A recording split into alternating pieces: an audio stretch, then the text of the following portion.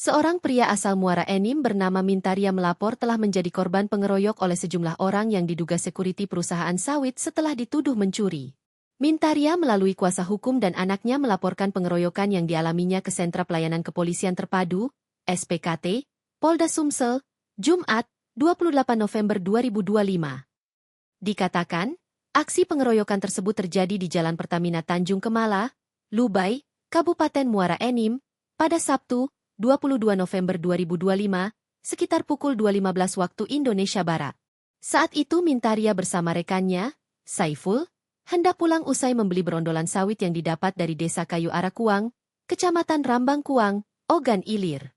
Sawit itu ia beli dari seseorang bernama Sani. Namun dalam perjalanan, keduanya dicegat beberapa sekuriti perusahaan kebun sawit. Tanpa banyak tanya, para terlapor disebut merusak kaca depan truk korban dan langsung mengeroyok Mintaria serta rekannya. Uang milik korban sebesar 4 juta rupiah juga dikabarkan diambil. Kuasa hukum korban, Angga Saputra, menyampaikan bahwa kliennya dipaksa mengakui telah mencuri sawit milik perusahaan. Padahal kliennya mengaku sawit tersebut dibeli dari Ogan Ilir bukan di Muara Enim. Tidak berhenti di lokasi kejadian, Mintaria kemudian dibawa ke Polsek Muara Kuang.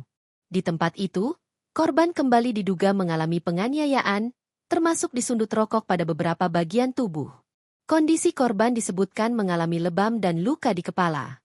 Saat ini Mintaria berada di Lapas Tanjung Raja dengan status titipan. Anak korban, Ade Oktaria, 28 tahun, mengatakan ayahnya mengalami trauma berat usai kejadian tersebut. Sehari-hari ayahnya mencari uang dengan mengumpulkan sawit.